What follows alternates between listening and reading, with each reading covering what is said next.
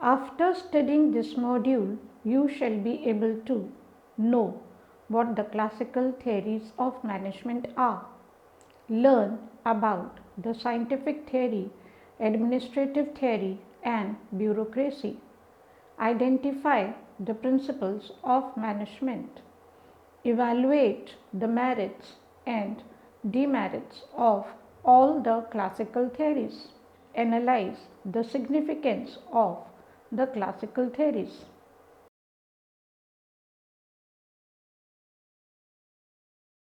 We shall commence this module by studying classical theories of management. Classical theories of management are the oldest and the most traditional theories of management. These theories were generated in late 1800s and early 1900s. They revolve around the basic assumption that people are motivated by economic incentives.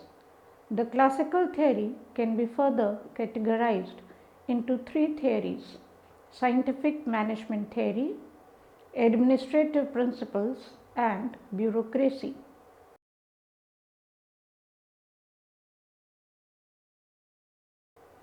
First, we will discuss the scientific management theory. This theory was propounded by Frederick W. Taylor. He is also called as the father of scientific management. He gave the following principles. Every job should be broken into its element and a scientific way of performing should be established. Workers should be scientifically selected with the right attitude and ability and be properly trained. Scientific distribution of work between workers and management.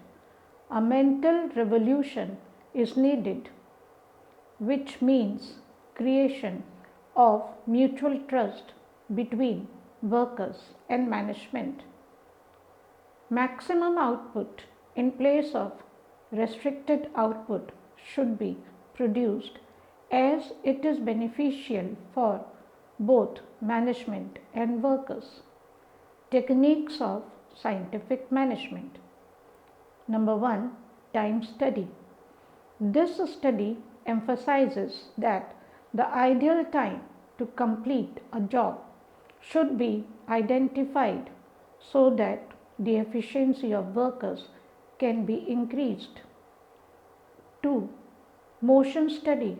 This study studies the ideal type and number of movements to complete a task so that workers can be trained accordingly and generate maximum output. Standardization and simplification. Every output should be of a specified standard, and in order to do that, simplification of tasks is a must. Scientific task planning. Each job should be planned in a systematic manner with step-by-step approach. Differential piece rate system. Differential piece rates should be advocated for efficient and inefficient employees. For example, 10 is the standard output. If any worker produces more than 10 units, then he or she shall be rewarded at $6 per unit basis, while if any worker produces 10 or less than that output, then he/she shall be rewarded at $5 per unit basis. So, an employee who produces 12 units will earn $72 and one who produces 8 units will earn $40. Functional foremanship. Each job should have 4 office supervisors and 4 shop supervisors. Office supervisors are the ones who take care of the administrative and written documentation, while shop supervisors are the ones who help in implementation on the shop floor. Office supervisors are route clerk, instruction card clerk, time and cost clerk, and disciplinarian.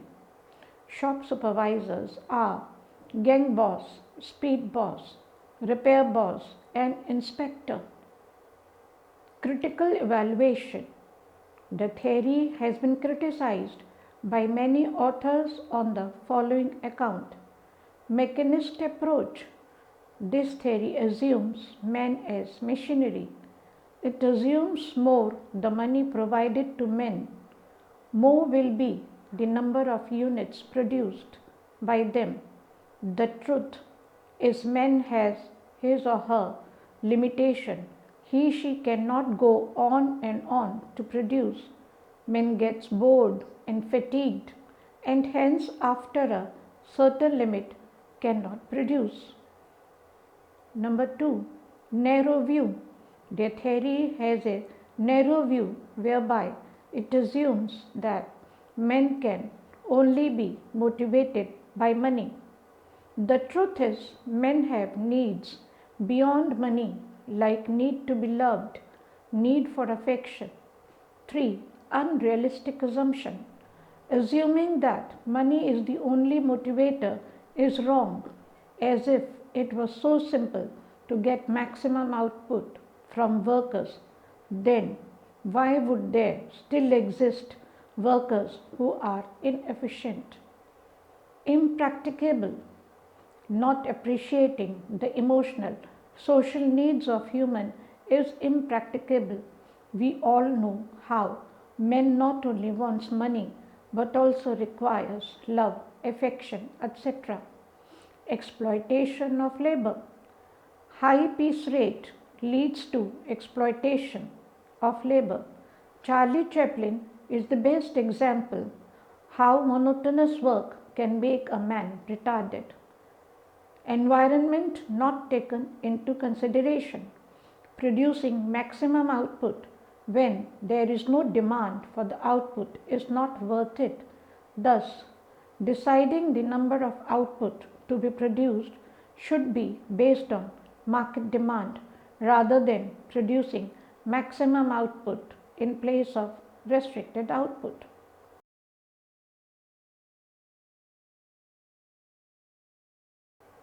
Now we shall discuss the administrative theory.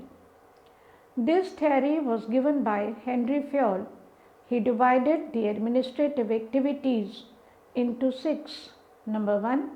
Technical operations are concerned with producing and manufacturing products. 2. Commercial operations are concerned with buying of raw materials for product and selling of finished products. 3. Financial operations involve searching for an acquisition of capital and allocation of capital to various functions in an optimal manner. 4. Security operations refer to the adequate steps taken for safety of products and goods. 5. Accounting operations include all accounting aspects of the organization, including recording and taking stock of cost, profits, liabilities, assets, preparing balance sheet, etc. Number 6. Managerial operations were Fayol's primary concern, and he defined these in terms of 5 functions. These functions are planning, organizing, command, coordination, and control. Management principles. Fayol also proposed 14 principles of administration which he believed are most often applied. Division of labor. Work should be divided according to the skills and abilities of workers so that it promotes specialization and reduces time of work. Number 2. Authority and responsibility. Authority should always be in parity with responsibility. If an employee has more authority then responsibility, then he would misuse that authority, and if the responsibility is more than authority, it will lead to inefficient work. Discipline. Every organization has its set rules and regulations. Thus, all employees should adhere to those rules and regulations. Unity of command. Every employee should have only one boss so that there is no chaos and confusion. Unity of direction. There should be one head and one plan. Subordination of individual interest to organizational interest. Organizational interest should always prevail over organizational interest. Remuneration of staff. All employees should be fairly paid to motivate the employees. Centralization. Centralization refers to the concentration of power in a few hands, while decentralization refers to distribution of power amongst employees. The scalar chain. The communication should follow the formal channel in hierarchy. The line of authority should run in order of rank from top to bottom. However, this proved to be very time consuming in cases when people in different departments but at the same level of hierarchy needed to communicate with each other. Fayol solved this problem by introducing the gangplank, where such people could communicate with each other directly but with the permission of their superiors. See in the figure of scalar chain. The one line of hierarchy is A, B, C, D, E and F. The other line is A, H, I, J, K and L. The people at the same level are, for example, E and K. They can communicate with each other. Number 10. Order. Everything should have its specific place, and every employee should also have his specific place, like in bank. Outside a branch manager's cabin, it is written branch manager so that people know where to look for the branch manager. Equity. All employees should be treated equally, that is, there should be no discrimination on the basis of caste, gender, etc. Stability of tenure. Employees should be given a stable tenure in an organization so that they can become comfortable with the rules and culture of the organization and produce productive results. 13. Initiative. Employees should be encouraged to initiate new ideas. 14th. Esprit de corps. Employees should work in team as teamwork is more efficient than individual work. Criticism. This theory has been criticized on the following fronts. The effect on the environment has not been taken care of in this theory. Human side has been completely ignored. There is lack of empirical evidence to support this theory. The theory states that management can be taught, but what should be taught has not been referred to.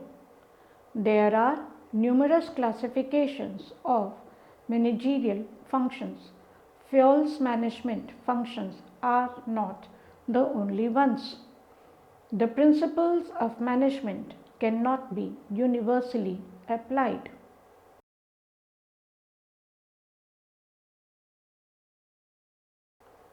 Further, we will move on to discuss the concept of bureaucracy. Max Weber has introduced the concept of bureaucracy. Features of bureaucracy. Number 1. Division of labor. Work is divided according to ability and hence leads to specialization. If a person does the same type of work again and again, he/she automatically gains specialization in that work and it takes less time to complete the task. Number 2. Technical competence. Selection of employees is based on technical competence. Only those candidates should be selected who are technically sound for the job. Thus, selection should be fair and unbiased. Hierarchy of authority. A well-defined hierarchy is maintained. Each employee is aware about who his or her boss is and from whom he/she is supposed to take orders and whom to report. Record keeping. All the records are kept in written form. Keeping records in written form helps in keeping track of all the activities. Number 5. Rules and regulations. Organizations work according to preset rules. Every organization should define rules and regulations for better productivity. Adhering to those should be compulsory. Impersonal conduct. No informal or blood relations are promoted. Nepotism and brotherhood is strongly avoided to ensure only the right talent gets selected and hence the productivity also increases. The merits. Number 1. Predictable. Since the rules are clearly defined, the employee's behavior is predictable, making the management process easier to implement. Specialization. Division of work leads to specialization of labor as all employees know what they are supposed to do. Structure. A well-defined hierarchy gives a structure to the organization. Every employee is aware that who his or her superior is and also who his or her subordinate is. Rationality. As impersonal conduct is promoted, it leads to rational decision making. Decision is based on facts and logic rather than emotions and gut feeling. Demerits. There is too much of paperwork and red tape. Red tape refers to putting a red tape on a file and moving it from one table to another. For example, a comedy show on Sub TV, Office shows this aptly. Excessive rules and regulations make it difficult for the employees to be creative and innovative. Employees become so used to the routines that they resist new ideas and hence promote rigidity. In the wake of following the rules, somewhere the goal of the organization is displaced. Each department works like a watertight compartment, giving rise to the problem of compartmentalization.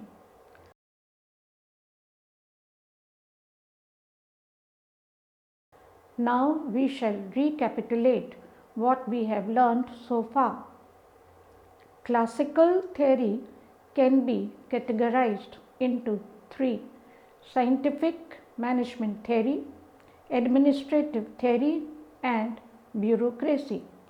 Scientific theory stresses on doing work scientifically. Administrative theory classifies administrative activities into 6: accounting, security, management, technical, commercial, and financial. Scientific theory of management was given by F. W. Taylor.